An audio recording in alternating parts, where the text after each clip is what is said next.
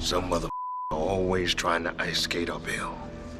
Finally, we're getting R-rated stuff from Marvel. It's about time. We're going to break down that and a whole lot more on the show today. We're going to dive into that Variety article / hit piece on the MCU, as well as break down should they even be making R-rated content after that Echo trailer. Plus, we have the B-roll, the box office, and a whole bunch more for you guys on this week's episode of Movie Nights Roundtable.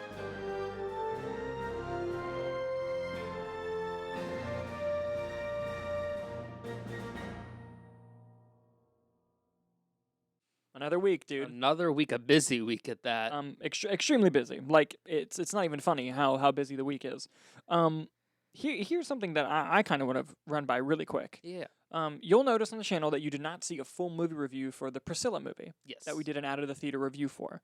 That is simply because of scheduling. We are so goddamn busy, and there's a ton of content and movies coming out that we're trying to cover and get everything ready, diving into the holidays, diving into Oscar season. Lots of stuff to go down. So unfortunately, due to scheduling, can't review the Priscilla movie fully, but I do want to talk about it briefly on here for those that missed the out of the theater reaction, which you can find in the description. Perfectly fine. Mm-hmm. There are some things I didn't like, some things I liked very much so. The best part of the whole experience being the two comments we got on the out of the theater reaction. To be fair to one of them, it looked like one of them did actually watch the movie, and they were the first paragraph of their thing was actually commenting on the actual movie, even though God Awful was spelled wrong. Then the other comment, this dude just went on a fucking tirade. I'm sure if you go to like videos, it's copy and pasted on all of them. And he clearly has not watched it. Mm-hmm. Like, I'll go out on a limb and say he's never watched the Priscilla movie. The second guy. The guy who just went fucking nuts. Yeah. But I enjoyed, just we love the feedback.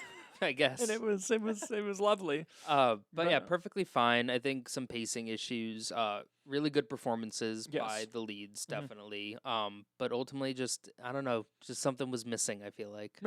Yeah. But again, perfectly fine. Yeah, I think just the lack of a typical narrative structure affected the movie, and that a movie that I think does a great example of being a slice of life, but also tells I don't want to use the word typical, but a familiar but welcomed story arc was Bo Burnham's 8th Grade. I think that is a very much so should be considered a gold standard of here's how you make a slice of life movie while that also follows traditional pacing that like brings it home fully. Because part of me thought they were just trying to overemphasize the loneliness and just that isolation. And some of it worked, but some of it works, and then it went on too long, and you're like, I don't think. Yeah, I'm not supposed to feel isolated. Yes, exactly. Yeah. But I mean, overall, perfectly fine movie. I love Sofia Coppola. I'll watch anything she makes. But yeah, just wanted to briefly touch upon that. But let's get into the stuff, shall we? Let's do it. So let's just kind of dive into what we got. First, we're going to do our movie news section of the show, which is mainly focused on one story, which leads right into our main topic of the show, which will be next. Then we'll do some B-roll stories, which just means some quick headlines. And then we'll dive into the best part of the show, the box office, which we'll get to, of course. Yes. But that movie news topic. And Variety wrote an article about Marvel, and they titled it, Crisis at Marvel. Jonathan Majors' backup plans, the Marvel's reshoots, reviving original Avengers, and more issues revealed. Something I want to point out about this article. One, it's very well written. I enjoyed reading it. And it's a very J. Jonah Jameson headline. Yes. The article does reveal some things that we did not know that do seem like issues. The article also reveals things that feel like speculation and also paints things in a negative light that aren't entirely that negative. So I would say half of the article lives up to the name of Crisis at Marvel, and the other half lives up to fishing for crises to find at Marvel, which we'll break down in the article itself. Yes. But I do want to get into the article. So basically, one of the first things it talks about is Marvel recently had a meeting with all their big executives. They went to a vacation spot essentially and was like, "What the fuck do we do about Jonathan Majors? What's going on?" And the article goes on to kind of give a couple different options that were allegedly thrown around at that time. Some of them get interesting, even though there's an obvious choice that I think it's briefly mentioned here. Yeah. But it should be the obvious choice of what they should do. But I'm gonna dive into it right here. At the gathering in Palm Springs, executives discussed backup plans, including pivoting to another comic book adversary like Doctor Doom. but making any shift would carry its own headaches. Majors was already a big presence in the MCU, including some scene-stealing antagonists in February's Ant-Man and the Wasp: Quantumania, and he'd been positioned as the franchise's next big thing in this season of Loki, particularly in the finale, which airs on November 9th and sets up Kang as the titular star of the 5th Avengers film in 2026. Marvel, this is an executive, I love this. Marvel is truly fucked with the whole Kang angle, says one top deal maker who has seen the final Loki episode. And they haven't had an opportunity to rewrite it until very recently because of the strike. I don't see any path forward as to how they move forward with him. Now, it later goes on to mention what I think should be the obvious choice for this whole situation. Recasting Majors is also an option, as Feige did when he replaced Terrence Howard in Iron Man 2 with Don Cheadle. In fact, Marvel isn't afraid to change direction even after making a splashy announcements. Armor Wars was first unveiled as a series and is now being developed as a feature film. While the studio is pushed to adapt the comic Inhumans into a feature-length film generated headlines, and it's now dormant thanks to the TV show on ABC. And so I think the obvious choice is, if you're going to change him out, just recast the character. It's literally the easiest character to recast. Yes, and you don't even have to address it. Nope. At all. And just all the variants are this actor now. Yep. You know, if that's going to be your story. One thing I do want to point out that I thought was interesting to kind of prove how Marvel does still respond to box office. It doesn't shy away from that.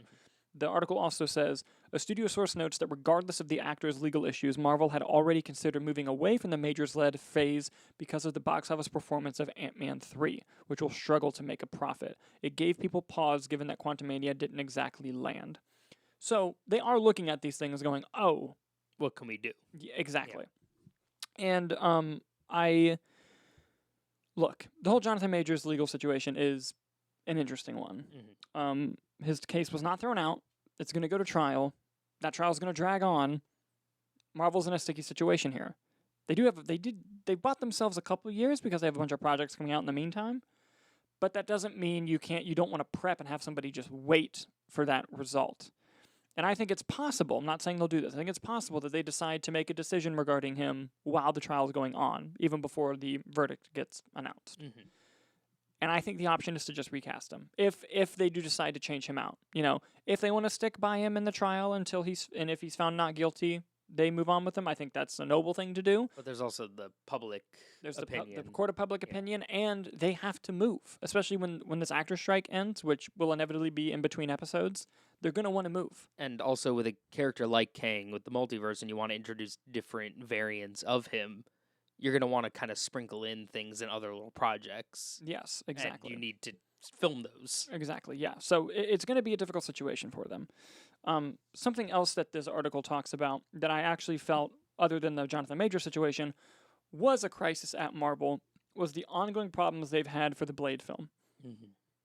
As public criticism mounts, Feige is pulling the plug on scripts and projects that aren't working. Case in point, the Blade reboot, with Mahershala Ali signed on for the role of a vampire looked promising for a 2023 release date, but the project has gone through at least 5 writers, 2 directors, and 1 shutdown 6 weeks before production. One person familiar with the script permutation says the story at one point morphed into a narrative led by women filled with life lessons. I do want to say that someone who's worked on Blade has come out and said that that's not true. Mm-hmm. But moving on. Blade was relegated to the 4th lead in that draft. A bizarre idea considering the studio had 2-time Oscar winner on board. Again, that has been pushed back against. But here's where I think it gets serious. Amid reports that Ali was ready to exit the project over script issues, he was ready to leave.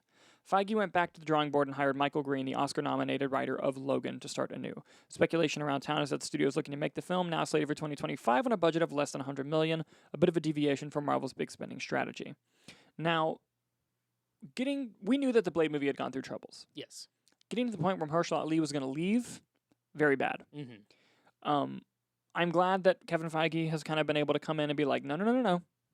Let me fucking fix this. Because something else I want to point out in the article, something that we've been saying for a while, Marvel has never been in the business of being average. Kevin's real superpower, his genius, has always been in post-production and getting his hands on movies and making sure that they are finished strongly, a source adds. These days, he is spread thin. And Feige declined to comment for the story. Mm-hmm. We've been saying this for a while now, but we also know, which we'll get into with the main topic, he's coming back with a fucking vengeance trying to fix this shit. He is like, absolutely not on my watch is this failing.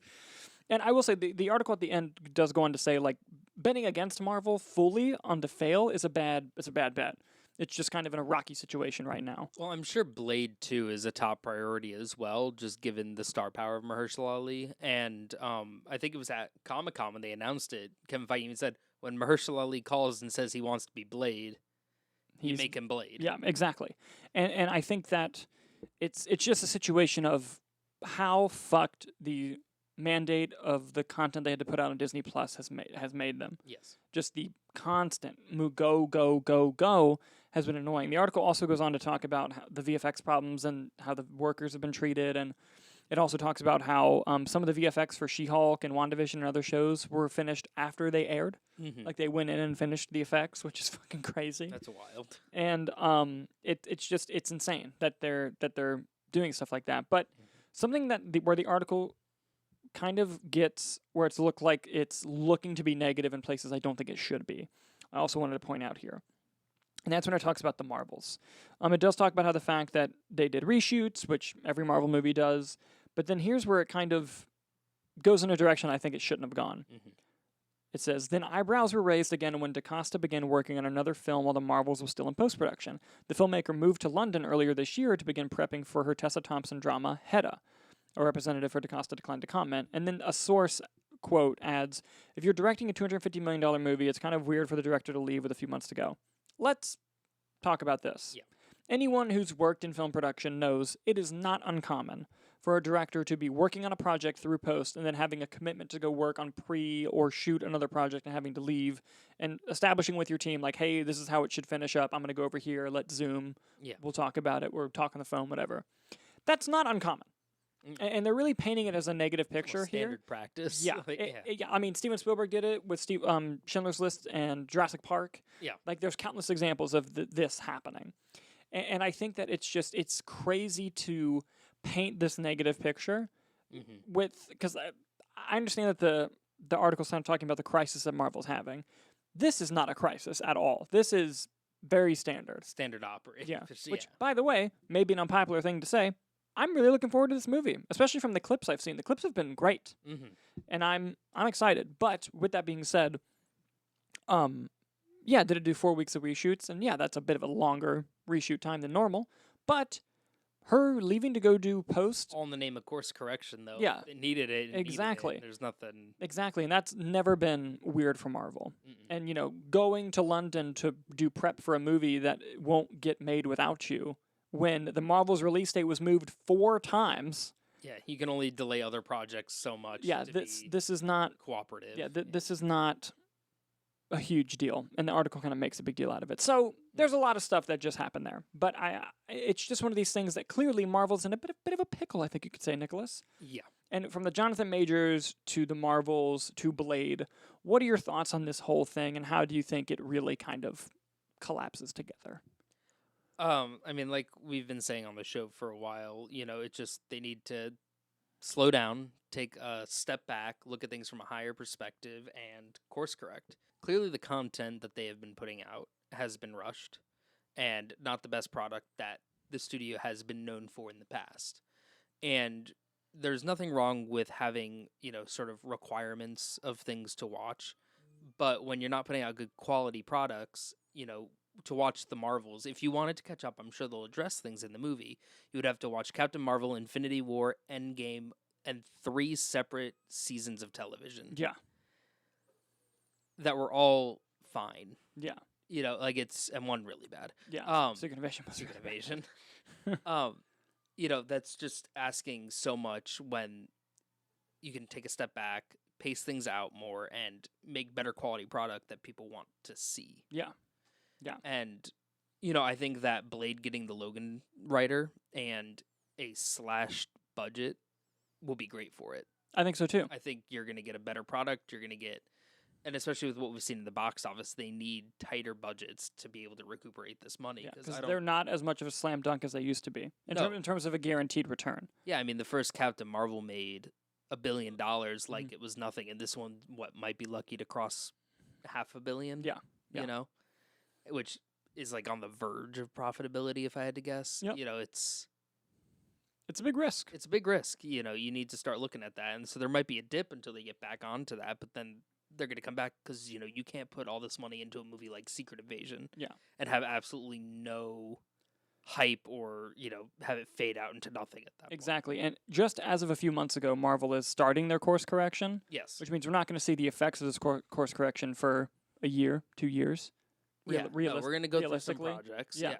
But that also being said, Loki season 2 has been phenomenal. Yeah, it has been. And I thought the Echo trailer looked quite good. Let's talk about the Echo Let's trailer. talk about the Echo trailer. That looked fucking awesome.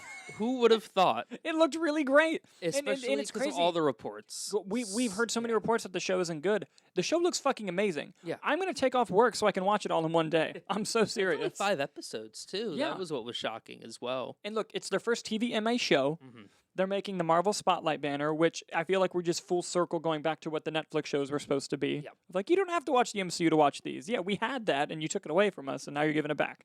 Which also doesn't make sense because the character and everything that happens with Kingpin literally from is Hawkeye. in Hawkeye. So what do you mean you don't have to watch anything Yeah. like Yeah, like, where'd that eye patch come from? what? It was from Hawkeye. Like none of that makes sense. But But the show looks amazing. yes, And the fight choreography looks great. The violence is excellent. It literally looks like a sequel to Daredevil. it looks like it takes place in that It definitely felt that way. universe. Yes, and that's something that I've been craving from Marvel. And I think that's a great segue into our main topic of the day. Yes. Our main topic of the day being, should Marvel make more R-rated TVMA content? Yes. And Movies and TV. yes, and while I think there are some caveats, Mhm. it's a resounding yes from me. Absolutely. And my caveats being, don't do it for the sake of doing it, No. but don't not do it for the sake of not doing it either, which is something they have been doing. Mhm. Like, I don't need Spider-Man 4 to be rated R. No. Blade, yes, I would like for that to be rated R, which just got confirmed hours before recording. The new director of the film did an interview saying that it's going to be rated R. We were lucky on that one. We got news before it dropped. Finally. It's about time. Yeah, but, you know, with Yes. Echo being confirmed being as TVMA, the first Disney Plus show to be TVMA, Deadpool 3 being confirmed rated R, Blade being confirmed rated R, amazing. I'm fucking loving this. Yes. I'm loving this a lot. And you know where that points for Daredevil. Listen, I'm hope to God Mhm. that Daredevil Born Again is TVMA, that the Punisher, they're going to inevitably do a Punisher project. I hope it's TVMA. Or R if it's a movie. Yeah, if they do more Werewolf by Night stuff, give it to me, TVMA. Moon Knight. I knew you were going to go there. Oh. But yeah, so my thought is this. Don't be afraid of the R rating, because that's what it seemed like it was before. They were afraid of it. And I know they have business reason for doing so. Disney is a very family brand, and, you know, if it's a movie, kids can't go in if they're under 17. I get it. But the success of the Deadpool movies, the success of the Logan movie, the success of many other R-rated films, the Joker movie made over $1 billion. Yes. And I think if you And can, was nominated for many Oscars. yes, and I think if you can make these films to that quality, which Marvel can, why not Mhm. go R-rated? Especially if Iron Man came out when I was 12 years old. Yeah. And I was about the demographic for what they were going for. I'm a little younger than the demographic they were going for. But all those 12-year-olds are 27 now. Yeah. Like, they can see R-rated shit. It's okay. Well, also, and it goes back to the greater, like, you know, not being afraid to take risks. Yes. You know, because we've heard it several times, like, oh, this project's different for us. And it Mhm. really, at the end of the day, is very cookie cutter from what they're doing. Just Yes. in it's a different flavor, but it's the same. Now, granted, we haven't seen the show. The Echo trailer was the first time I genuinely told myself, oh, this is different than what they've done. Yes. Like, big time. Yes. And with that, you know, when you're taking risks, they're like, oh, we're trying something new. Like, it's going to be like Moon Knight's going to be different. It's going to be a little more violent. Not TVMA, though. Yeah. You get the same sort of show, you know, like there was nothing creatively, I would say, too different. Mm-hmm. You know, looking at the Marvels, you know, superhero sequel, more people team up. Those aren't the kind of swings. $100 million R-rated Blade movie. Now that's a risk I'm on board with. You know, Yes. take that swing. If it doesn't work, that's okay. Yeah. Try again. Yeah. You know, but don't just sort of fall back into this sort of same cookie cutter type thing. And that's not to say that the Blade movie won't be any different, Yeah. but throw some violence in there. See what happens. See how the audience responds to it. The Blade movies with Wesley Snipes, people love. Yeah. The Deadpool movies, people love. Yeah. You know, And the only reason they were confident doing Deadpool 3 rated R from the beginning was just because there are already 2 R-rated Deadpool movies with the same actor. yes, And like, I that think had good box yes, offices. Yeah. and what I think Kevin Feige is amazing at, he's amazing at a lot of things, but he learns lessons and he listens. Mhm. He listens to the audience, and I think that he has gotten the feedback of, we tried to take Kingpin and Daredevil and put them in a tone that didn't fit what they were, and people did not enjoy it. No. We tried taking this character and putting them in this tone, and people did not enjoy it. We tried doing this, tried doing that, and people didn't enjoy it. Let's give them something we know they'll enjoy. Yeah. And I think that with all the rewrites on Blade, they took it as the opportunity to be like, are we making the same mistake again? Are we taking a character that deserves to have an R-rated movie and taking it away from them? And I think we are. And so he's making that choice. Yes. And I think that this, like we said, they're starting to course correct now, so we'll see that course correction go as we go on. And I don't know if Daredevil was going to be TVMA before they creatively overhauled it. Maybe it was. Yeah. But I think it definitely will be now. Absolutely. Especially if Echo's received well. Mm-hmm. And I think part of it also is, and can go either way really, depending on how you look at it, but you have a lot of actors in the Marvel universe that are very protective of their characters, I Yes. feel like. Yes. And now there's some, like, I know Chris Hemsworth loves Thor, but I'm sure, everyone is protective up until a paycheck's waved in their face for a very high amount, Yeah. But looking at them, like, Vincent D'Onofrio and Charlie Cox, I think are so committed to these characters, specifically Vincent D'Onofrio, Yes. that I'm sure Hawkeye happened and he was like, I don't Yeah. know about this one, Kevin. Yeah. Yeah.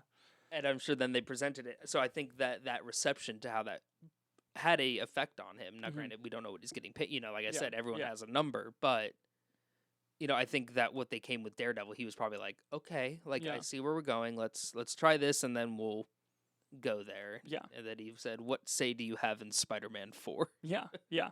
But- And look, again, my caveat is just don't be afraid of it, but don't do it for the sake of doing it. And like, Yeah. but now, granted, that also doesn't mean that I can't be convinced otherwise. Because if you asked me before the trailer, does Echo need to be TVMA, I would have told you no. After that trailer, I'd be pissed if it was anything but TVMA. Mhm. And here's one for you. What Marvel movie or show should be R-rated that is not an obvious choice? Not an obvious choice. Because I have one, and I want it so badly, especially if a specific director is attached. Like upcoming? Yeah. Oh, so announced. Not necessarily announced, but we know it's coming. Ready for mine? Yeah. Doctor Strange 3. Doctor Strange 3 would totally work R-rated, especially, Nick, especially if Sam Raimi's directing it, especially. But just that whole Madam Web. just that whole horrifying world of twisting realities. And, imagine Multiverse of Madness if it was R-rated, like going through these terrifying different worlds. Mhm. And if Wanda fucking up the Illuminati, which by the way was dark, Yes. but imagine darker, like it would have been insane. And I feel like, especially if you go into the Nightmare Dimension, which is heavily rumored for the third film, come on. It adds up. Yes. Can I do one that is not announced? Yes. Nor is it, I don't even think it's not even a thing. Okay. Thor 5. All right. Just go far off the spectrum with it again. Extraction. Let's Extraction. do that, but a Thor movie. And get that director. Why not? Yeah. Hargrave? Sam Hargrave, Sam yeah. Hargrave. I wouldn't mind it. I think that one of the great Viking movies was The Northman, and that was very Yeah. R-rated. Yes, it was. And I think that would pair nicely with a really and that goes to the thing of we're gonna diverge here for a second. Thor: Love and Thunder should have been two different movies. There should have been Gore the God Butcher, and there should have been the Greek gods. Yeah. But Thor versus Hercules, R-rated, all the Greek gods. Yes. That's a good movie. That is a good movie. Especially if Thor believes that his adopted daughter is dead. I'm not saying she is actually, Yes, but if he believes it, watch out. correct. And little off tangent here, I hope we get to a point where this new Loki can meet Thor. Oh. I would love that, especially if he gets to meet Thor's kid. I would love that so much. Mm-hmm. But anyway, stop fanboying. Stop fanboying. Let's Get sweaty here. Yeah. I think that Yeah. this is a great decision to start leaning into R-rated stuff, and I hope we get to see more of it. Yes. But with that being said, don't do it for the sake of doing it. Just don't be afraid to. No, yeah. But that's my whole thing. I think Doctor Strange would have the necessity. I think Thor is just one that would be do it to do it, because why not? But Ghost Rider. yes. Please. That would be sick as fuck. Ghost Rider would make sense. You can really get some haunting imagery going on in If there. they made a Midnight Suns movie or show, and they made it R-rated, An R-rated Midnight Sun movie would work, because then you I'd could have mortgage my house. Punisher, Moon Knight, Doctor Strange, Ghost Rider, Daredevil. It's a good R-rated movie. Yeah, buddy. I'd watch that. Yes, it is. It's great. But what do you guys think? Is this a good thing that Marvel's going more R-rated? Should they be making more R-rated stuff? Let us know what you think in the comments below as we move on to the B-roll section of our show. Nicholas, what do you got for us on the B-roll? Our first B-roll story comes to us from the Hollywood Reporter. Disney is going to be buying full control of Hulu in a deal with Comcast. The Bob Iger-led company will have to pay at least $8.6 billion for the 33% stake in the streamer, with the deal expected to close in 2024. We knew that this was going to come eventually. Yes. That Disney was going to buy Hulu, and eventually we know that the plan's probably going to be that it's going to go right into Disney Plus. They're going to spend way more than $8.6 billion on it, Nick. There's no way that Comcast allows it to be that quote-unquote cheap. They'll end up paying more. But it is nice to finally see that they have confirmed what we've known all along, of that they are going to buy the rest of Hulu. Well, what's also interesting about that is I believe Echo is going to be airing on Hulu as well. Yes. So I feel like Disney's already kind of setting the stage of Yes. trying to merge everything into one. I cannot wait to watch It's Always Sunny in Philadelphia on Disney Plus. Now, how does that work? Is it just kind of, well, because everything's password protected, it's just a giant, massive database that you just, And I think, you know how they have like Star Wars, Marvel? Yeah. I think one of them will just be Hulu. and then you just click it and Yeah. go to the Hulu interface or Yeah. something. Or Fox. Yeah. Like whatever, you know. But should be interesting. I know they've been wanting to do that for a while, or they Yeah. would just absolve it all into Disney Plus and wipe Hulu off the face of the earth. Yeah. Who's to say? Because Hulu's only an American service. Yeah.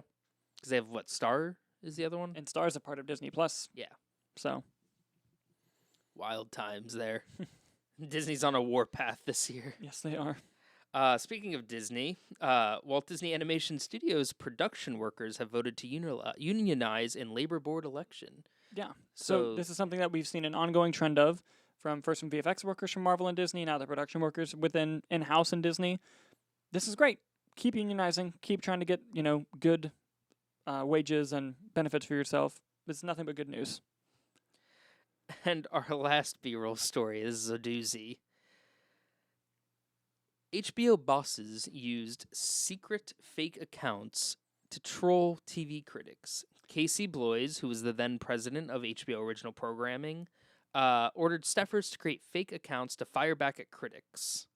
Yeah, this was kind of a bombshell report from the Rolling Stone of all Rolling places. Stone of all places. And it's unreal.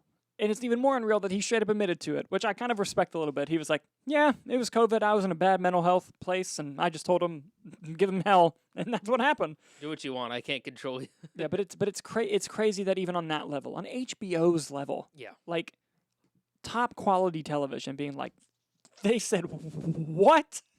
Not on my watch. Like, it's just unreal that it happens.